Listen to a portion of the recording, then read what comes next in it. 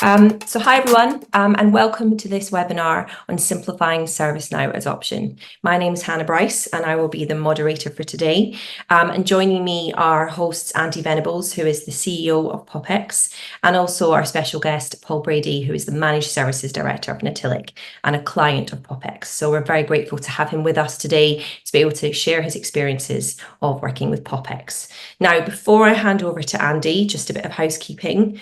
We will be running a short Q&A at the end of this session. So if you have any questions, you will find a Q&A box at the bottom of the window. Please click on that and type in your question, and we will try to get through as many of them as we can during the session. Also, maybe if we don't get to your question or you think of any others after the session, I will be sending around an email just to get your feedback and to get any thoughts that you may have. So without further ado, I'm going to pass over to Andy now. Thank you very much, Hannah. So welcome everyone. Very happy that you could make it to this session. Very excited. As Hannah introduced, I'm Andy Venables. I'm the CEO and founder at POPX.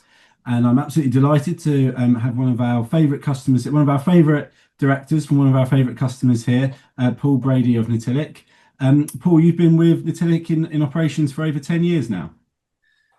Thank you, Andy. Very kind introduction. Yes, 11 years in at Natilik, so I've the privilege of running our managed service business, which is an ever-growing part of our world at Natilik, and yeah, pleasure to be here, Andy.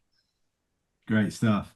So we're looking forward to a really interactive discussion this morning between ourselves. Paul, you've obviously got some great experiences, both from your life in an operations role at an MSP, but also you're fresh through the POPX onboarding journey, and you've got to know ServiceNow very well over the last sort of 6 to 9 months as well. So hopefully you have some insights that everyone who's joining remotely will be really interested to hear. But I think there's 3 key discussion points that we're really looking to try and hit on today. The first, simplifying ServiceNow adoption with POPX, really is, this one's personal for me, right? It's one of the key drivers of why we started the business and what we think is the real opportunity for MSPs. I've had the great privilege of being involved in the ServiceNow ecosystem now for I'm going to say at least 12, 13 years, and the wider ITSM toolset landscape for even longer than that. And I do believe it can be simple, right? I think it can be simple, can be one of the hardest things to do. But making ServiceNow simple is really why we founded POPX and what we're driven by every day. And I think part and parcel of that is really addressing the misconceptions about the process, not only of onboarding to ServiceNow, but getting the value out of ServiceNow. There's a huge amount of value available on the ServiceNow platform, but how to access it and trying to address some of those misconceptions that form both in the marketplace and in the world of MSPs is definitely a key topic I want to touch on today.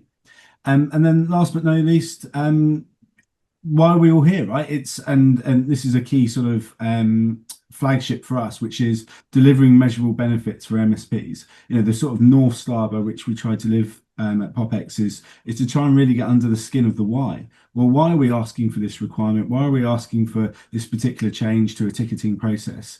It's almost always to deliver more benefit and more value for MSPs, but we really want to understand the nature of what we're trying to do, so we can make sure we develop the solution in the best way possible. And I think that's part of the POPX DNA, really, and something that we try to instill in both our employees and with our customers every single day.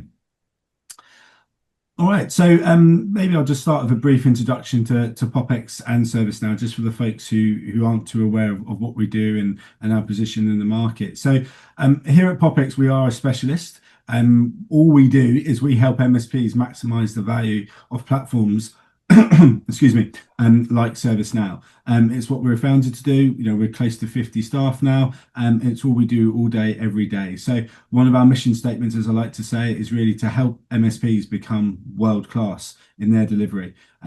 We can be thought of as a sort of center of excellence where MSPs can outsource all of their ServiceNow, all of their ITSM tooling needs to, and allow them to focus on what they do best, which is delivery of technology services to their clients. I think we've built up a really good reputation in the market now for, tailored results-driven solutions on the ServiceNow platform, and all of these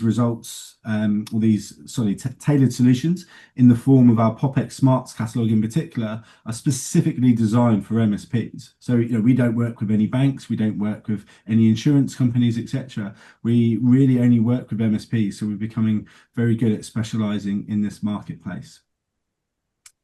And I think part and parcel of this is that we do try to remain super focused on where that value is. So we touched on it a little bit before, but identifying the operational efficiency, the scalability, and the improved service deliveries for MSPs like Natilik, and that's what drives us. That's why we created the business. And so, Paul, maybe if I can just bring you in on that point, can you tell us why Natilik chose ServiceNow and indeed POPX, and how it aligns with your organizational goals?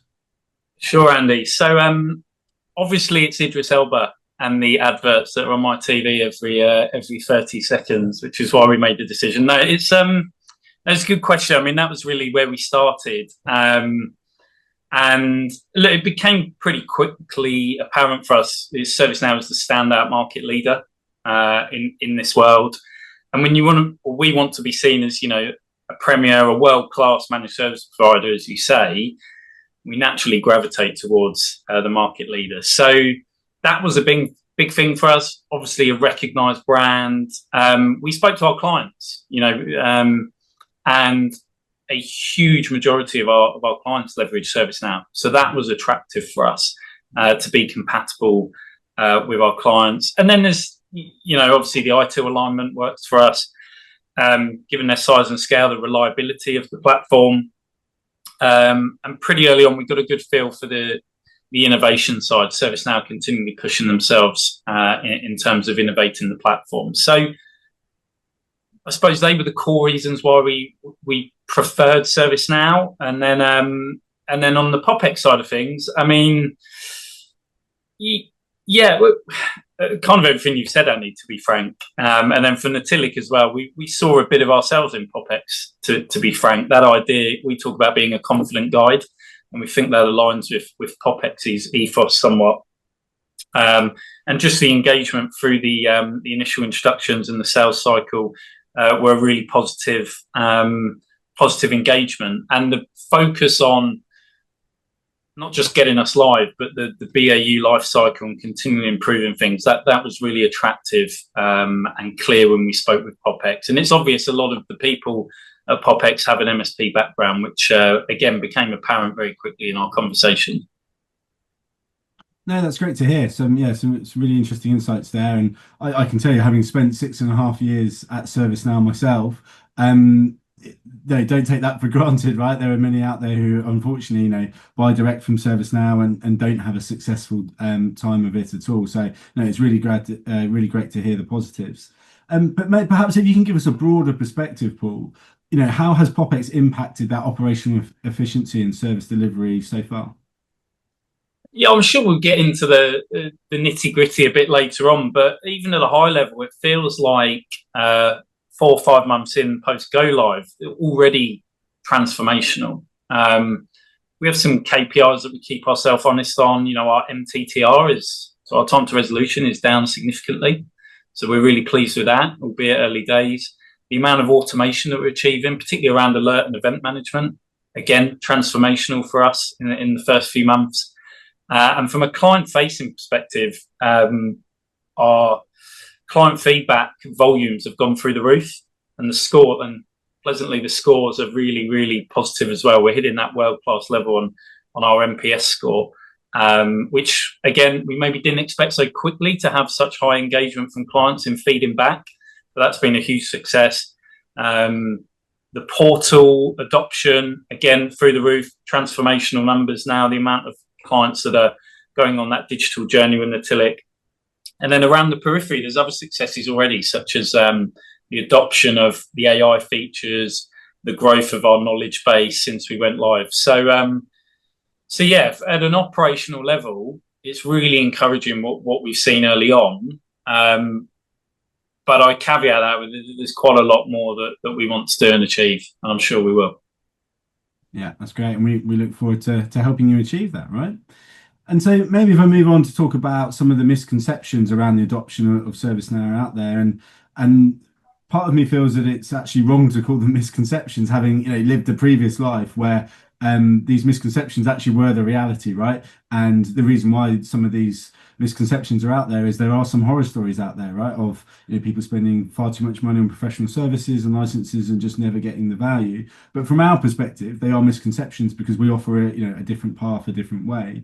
I hear particularly in the marketplace things around ServiceNow adoption. It's too complex, too disruptive. Trying to change the ticketing system for a service desk that's in flight, serving tens, hundreds, if not thousands of customers.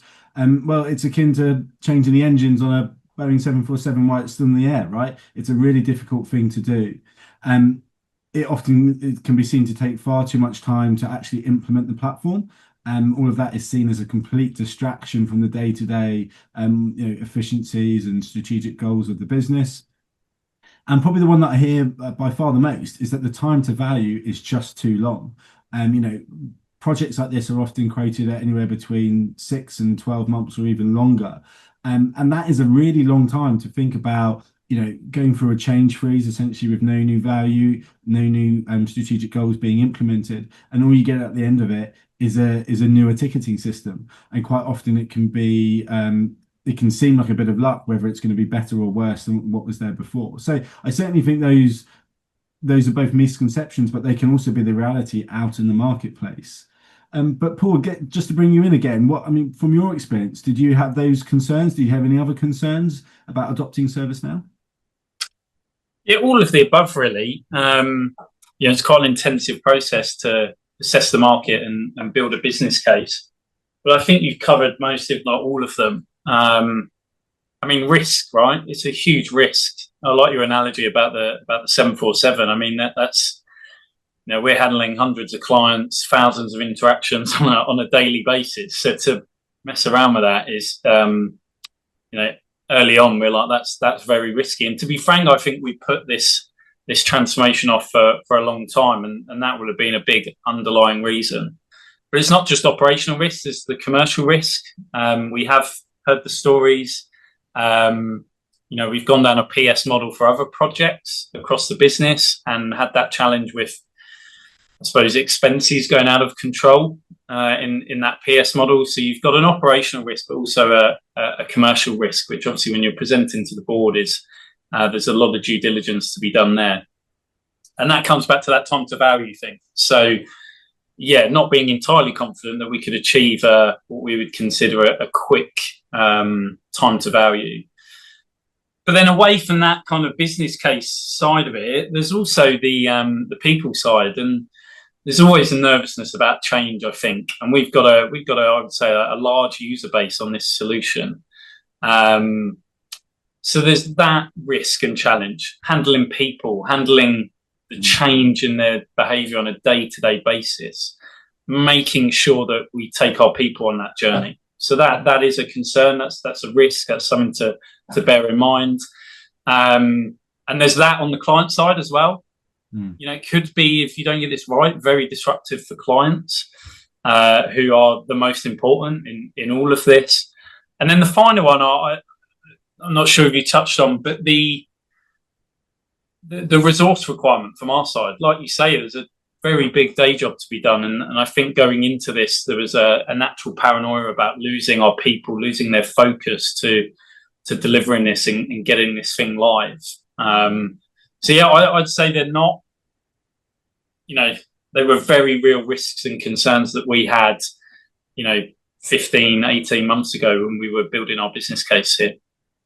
Yeah, that's super interesting, and that element of risk is something I feel very strongly about, right? It's something we looked at, and I feel the traditional model of delivering ServiceNow in particular, the risk almost sits entirely with you, the client, right? If we really step back and look at it, ServiceNow are getting their license money up front in advance. The professional services team are being paid by the hour. When I did that role for ServiceNow itself, my dad used to say, well, you consultants, you we borrow your watch to let you tell us the time, right? And it's that age-old thing of being paid by the hour to do essentially whatever we need.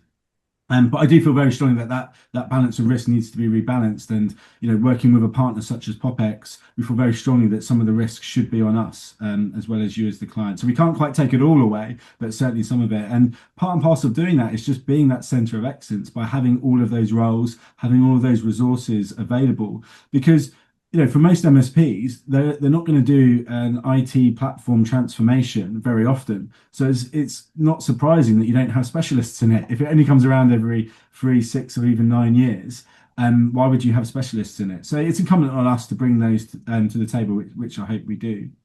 And so, Paul, I guess the big question is, were those concerns valid during your onboarding process with POPX?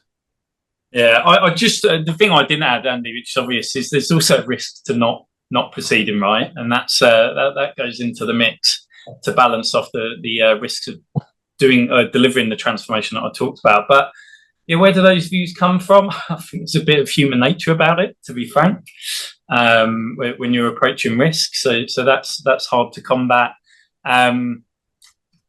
I think most businesses probably have experience of a project that's gone down a professional services delivery model that's had some sort of challenge. I'd expect most MSPs, most businesses across the world have experienced that. So people have probably learnt the hard way somewhat.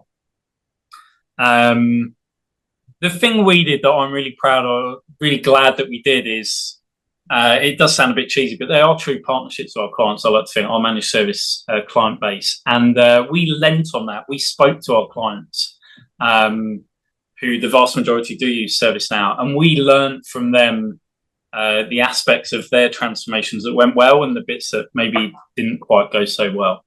And when we gathered that feedback and reviewed that and digested that, it really pointed towards the POPX style delivery being more attractive, more complementary to Natilik and how we wanted to press forward. So yeah, that's probably where it comes from. There's a bit of human nature, there's a bit of self-experience, and the thing that I'd add into the mix at Natilik is we had some really good conversations with our clients. So we had all those concerns, but through a really rigorous business case process internally, through a pretty intensive sales cycle that we went through, I think we negated those risks. Yeah, great, absolutely. Well, I certainly feel we did. So that's good to hear as well.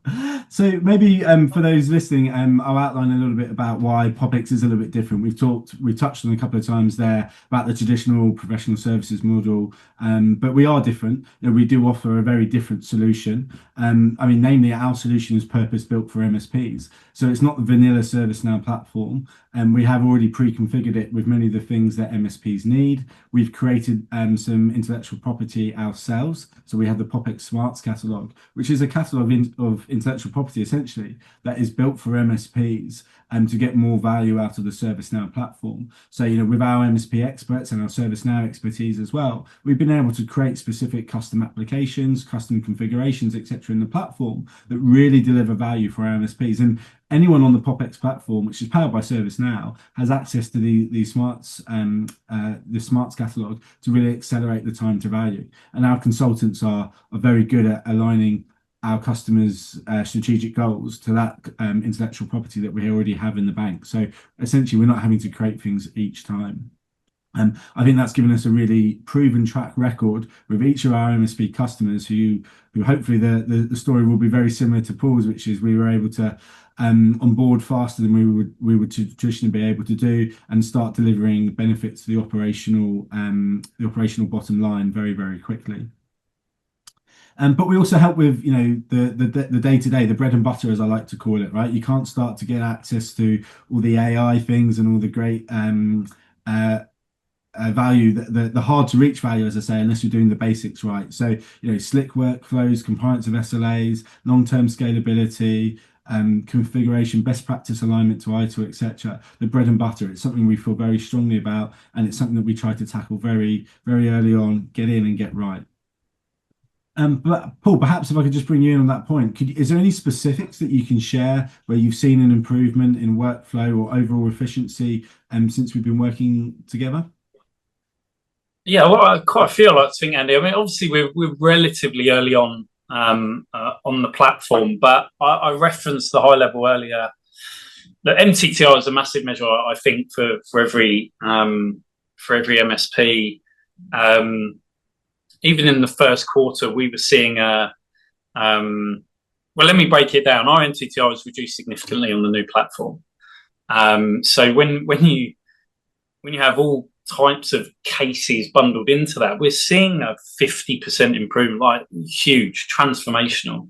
When you take the automation we put in place for alerts and events in there, we're still seeing a 30% improvement in our MTTR, and that's through automation, but just through the user friendliness, for want of a better term, for our really talented engineers across the globe, just to deliver cases and requests for our client base. So pretty quickly, we've seen that average time to resolution improve significantly. Big transformation for us in terms of how we manage alerts and events. So again, when I speak to MSPs, I think alert fatigue is often a challenge for everyone. And through the observability tools we use and the way that they work with ServiceNow and the way that we were guided through the onboarding to configure that setup, that is a mega transformation area for us. The way that we handle those has we need some finessing, but almost overnight. Absolute transformation when we went live on that. But we continue to finesse that. The operational challenge of managing a case queue 24/7, 365 days a year, we've had huge gains in terms of how we manage that workflow. Again, even in the early periods. And yeah, I spoke about the client-facing side, the client journey, the digital experience side of things. Again, massive benefits there. We are way more efficient now in collecting client feedback and insights through CSAT, which has such a big knock-on impact. It means we can communicate our client sentiment across the business almost instantaneously. It means we drive decision-making far better than we used to, because we do that off the back of client insights. So yeah, they're the fundamentals, the top of mind, I suppose. Again, I referenced the out-the-box AI features. We've adopted those, and that's helped us with our case handover process. It's helping us with building our knowledge base. But again, lots more to do there. Service reporting, has come on leaps and bounds, but again, something we think we can make more efficient in time. So yeah, they're probably all quite specific, but when you bundle those together, that's big impact stuff, and probably, I like to think all things that all MSPs would care about. I don't think that's unique to Natilik. No, and it's great to hear you say all those things. Those are things that we know. We see those as patterns from both working at MSPs ourselves, but working with so many MSP clients. And so it's both areas that we know to focus on because there's so much impact available by doing those things right. But it's also things that where there's so much value available. So it's almost like by prioritizing where we know the good stuff is, the value is, we're able to continuously deliver that to all of our clients. But it's really interesting. You mentioned onboarding quite a lot there, and so I think it's probably just worthwhile me laying out the POPX onboarding process a little bit, as I know perhaps for many listening, thinking maybe about going on this journey, the onboarding part or the onboarding phase of this can feel the most daunting. And really, that's what we hope at POPX to demystify and to simplify. So we come to the table with all the consultants, the business analysts, the solution architects, the testers, the process people, so that our customers, the MSPs, can really see that if they're willing to be led by the hand by us, we can ensure that they're going to get a really successful, timely onboarding to a best practice platform. And part of the reason we can do that so quickly is that we don't have to build everything from scratch. Everything is largely built and pre-configured in the platform, and it's about doing that last mile configuration, working together with our clients. And I think that working together in a partnership is really important as well, because the absolute priority for me, and I know for pretty much everyone on the POPX side, is that MSPs feel like this isn't just change that's happening to them. They're part of the change. They're driving the change as well. And so they're part of this journey of adopting a new platform.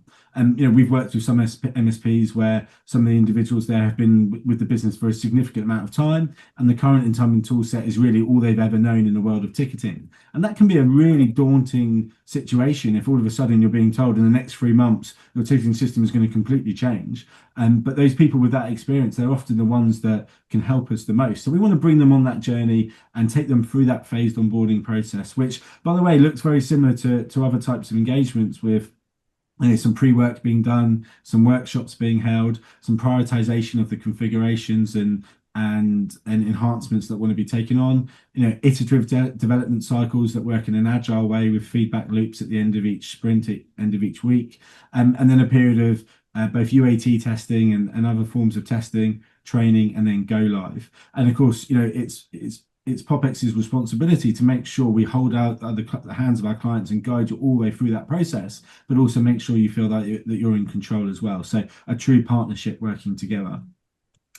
But Paul, maybe if I can ask you, what was your onboarding experience like? Was it quicker? Was it slower than you expected? And was there anything that really standed out specifically in that onboarding process? Yeah, I'll come on to a bit more detail. The partnership thing's genuine. That was a real theme throughout, and genuinely felt that, which again correlates with how we want our clients to feel when we work with them. So I'd definitely echo that at a high level.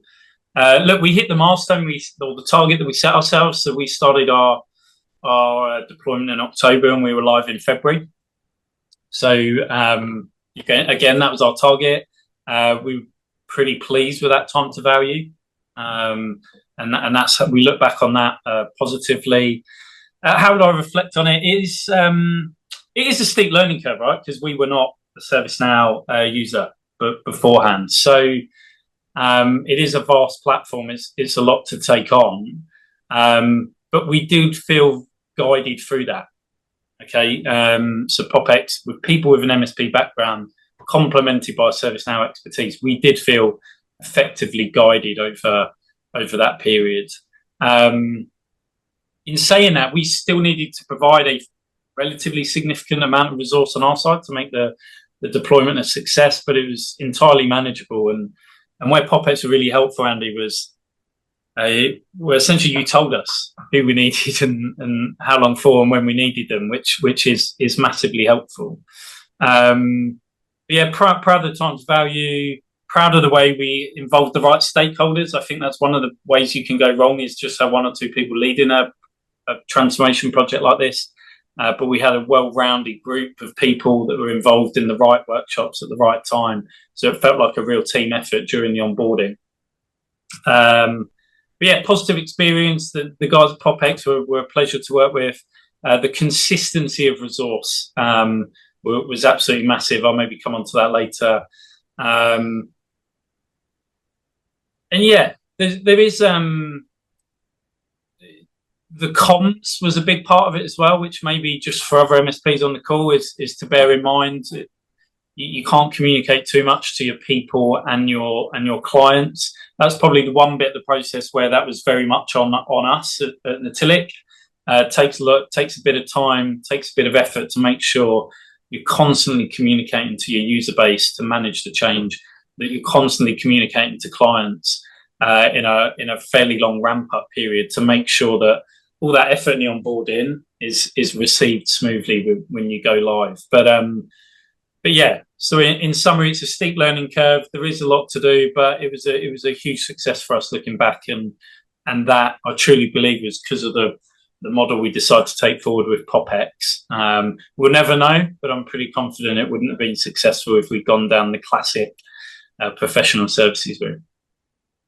Yeah, well, that's great to hear. Maybe I'll share some of the horror stories from my ServiceNow days with you over a beer sometime. But yeah, it's great to hear that so many of the things that we strive for are being borne out in our delivery with you. So that's fantastic. So just coming on to the final section, really. Then, now that you're live and you have been live for a few months now, one of the things that I'm a big proponent of, and I believe I said this to you probably over a year ago now, is once you're live, we don't just sit back and sort of wait for you to contact us, right?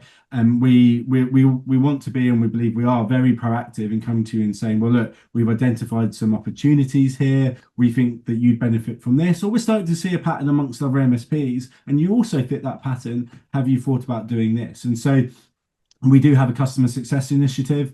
It centers around a sort of quarterly business review.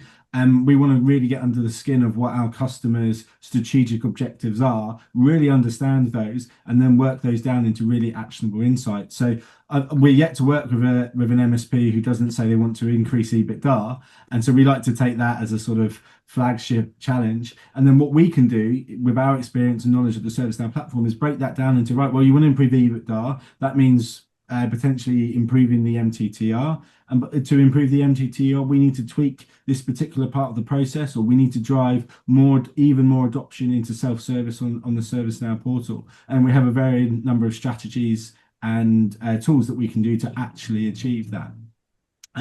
But Paul, how do you see ServiceNow and POPX helping Natilik move forward from here and achieving your long-term strategic goals? Yeah, I think you quite rightly said the obvious, right? We are a business. We want to be improving our EBITDA, but I suppose in my role, it's, well, how are we going to do that, and how are we going to leverage, this ServiceNow POPX investment to do that? And you mentioned at the start, like probably many on the call, we want to be a world-class MSP. That's how we're going to deliver any EBITDA improvements, and we want to achieve that by delivering exceptional service delivery, complemented by that market-leading digital engagement or client journey, client experience for our global client base. So they're our goals. And yeah, we are leveraging ServiceNow and POPX to do that already. But as I alluded to earlier, there's more to do. But keep coming back to core principles. Our goals are to achieve as much client feedback as possible and make sure that's at a world-class level. So we want world-class client satisfaction, which goes hand in hand with client retention, right? And we want ServiceNow and POPX to support us in delivering that. All that stuff about MTTR and automation, that's all good under the hood, but it's there to achieve world-class CSAT and retain our client base. Where we do need and want to work with ServiceNow and POPX is to be a true leader in the market when it comes to innovation and the adoption of AI. I know it's a bit of a buzzword, but we're very good at talking to our clients about that subject. But I'm passionate about making sure that we are leading and drinking our own champagne, as it were, and adopting automation and AI, which we need POPX and ServiceNow to help us with.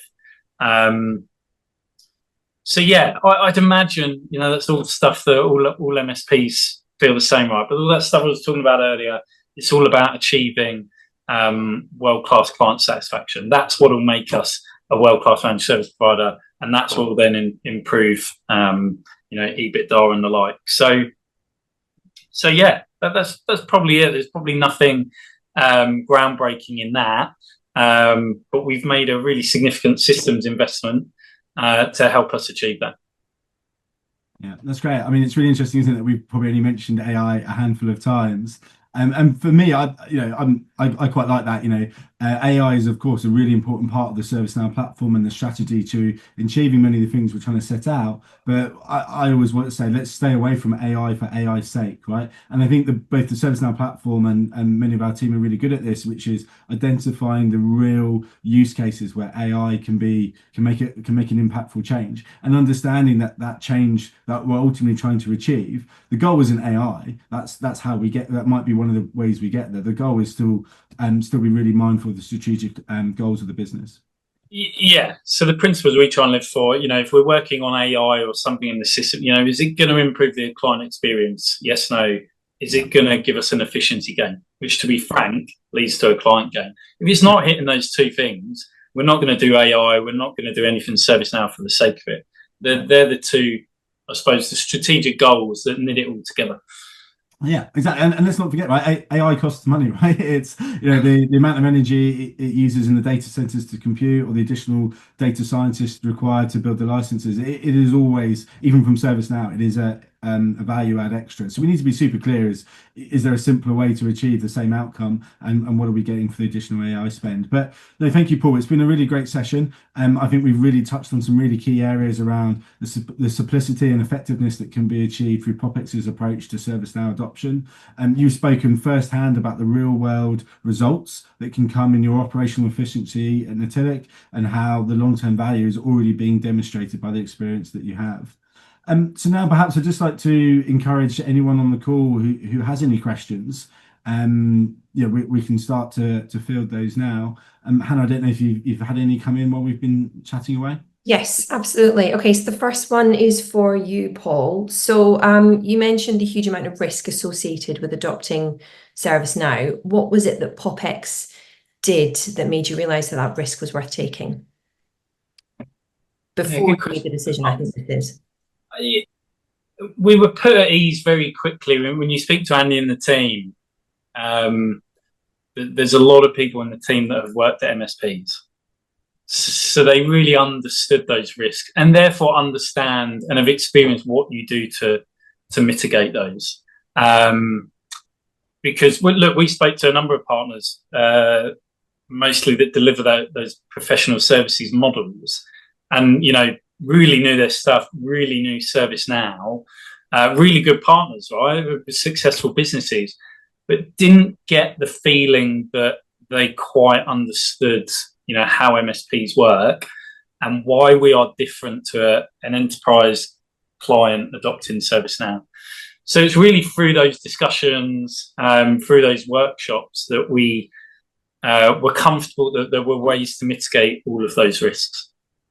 Great. Another one of our questions was actually, how does POPX's MSP specific approach compare to other tech partners or platforms you've worked with? But I think you've actually answered that question as well. So that's good. Is there anything you'd add to that potentially? Well, I'd love to jump in on that one. I, from my experience, one of the contrasts that we have with a traditional professional services approach is often the professional services companies will come in with the same similar people that we have, technical consultants. And I think one of the key differences, and I've lived and breathed this, is they sort of open the workshop or open the meeting with, right, how do you want it to work?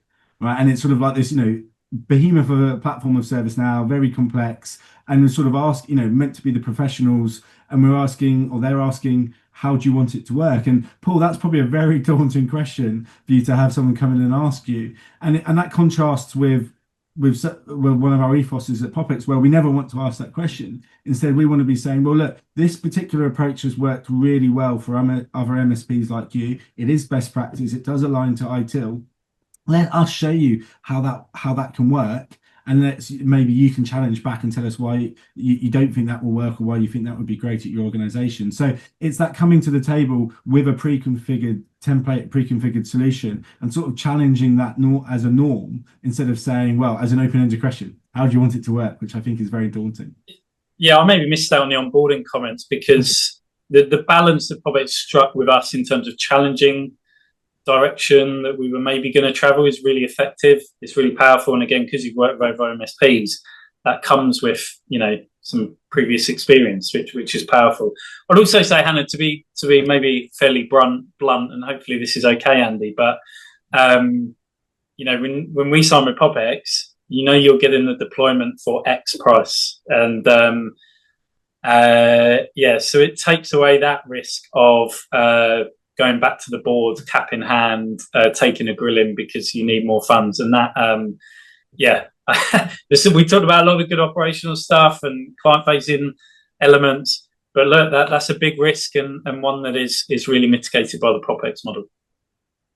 Okay, great. For those that don't know, we are a fixed price offering. So the price we quote is the price you pay. So I couldn't resist adding that in. No, of course. Right, Andy, one for you. How do you ensure MSPs not only adopt ServiceNow, but actually achieve lasting value from it? Yeah, I mean, I guess that's part of our MO. It's why we get out of bed, right? It's what really drives us. So it does take both structural and operational processes. So we make sure that we're set up with what we call the showroom and the factory, right? We have our teams that are very client facing, and making sure that they're the voice of the client within our organization. So we have account managers, We have our technical consultants, we have our engagement managers, people who are very aligned and build strong and deep relationships with each one of our clients.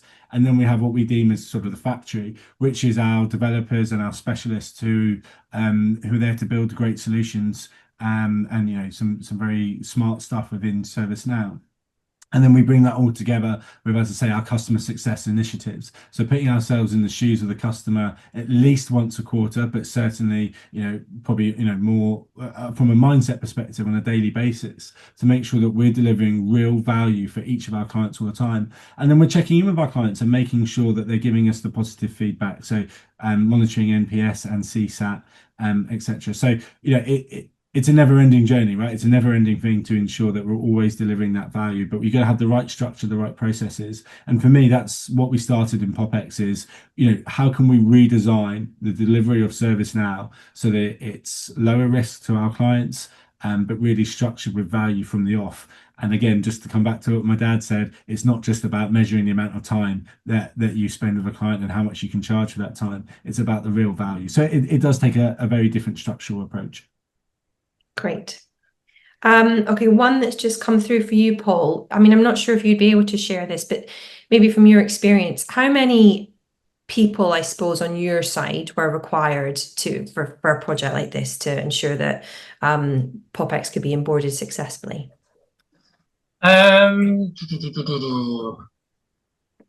the way that it was approached from Natilik is and Andy, maybe keep me right on the right terminology here, but it's obviously such a vast platform, so it kind of splits naturally into some separate work streams. So say like the automation we achieved with event and alert management, that was a work stream. The CMDB was another work stream. So we could break it down and align resources who specialise in each, and then we just needed a core team of 2, 3, maybe 4 people at most who would kind of oversee all that. So I'd say all in all, we probably had a group of about 10 people who I would say were aligned to the transformation in a transformation team. But that's not with all of those people by any means fully working on this. They were, maybe some of those would have been given up half day a week, some a day a week, some maybe a couple of days a week. But this, to my point, POPX were very good and in hindsight really quite accurate in predicting who we'd need to align and for how long, and at which points during the delivery process, and that was massively helpful. And then again, as you go into BAU, we've learned to adapt that again, but it's obviously far less intensive in terms of the resource we align following that initial go live. So hopefully that answers the question. Obviously, it will depend as an MSP on your size, your scale, your user base, your client base, but that was our experience. Okay, yeah. Great. I think this is a nice. Oh, sorry, Andy.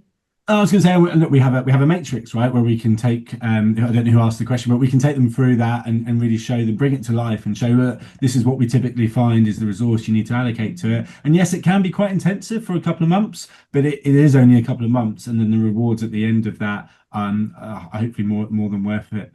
So yeah, it's one of those things we can demystify and provide a lot of detail on that up front. Great. And I think this is a really nice question to end on, actually. So, Paul, what would you say to someone who's hesitating because they're worried about change fatigue or internal disruption? I do it. I do it right. But having come through the other side, I think any change is hard work. And as much as POPX have been brilliant, it is hard work. But we look at the data now and the things we achieve. 100% worthwhile.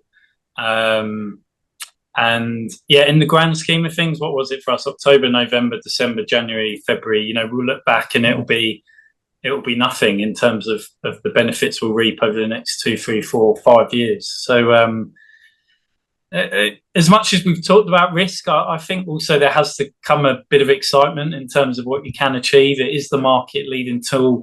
There's vast opportunity to improve stuff, transform your ways of working. So yeah, as much as we've talked about risk, just there's an element of going for it and the excitement of what is possible to achieve.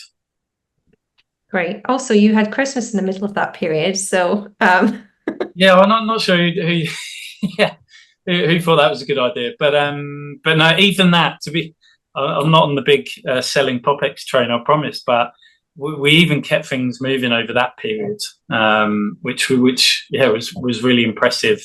I think there was a bit of, with a February go live, there's probably a good chance of a slip with Christmas in the middle of that, but we didn't. Which again, you look back and we should be proud of that as a partnership.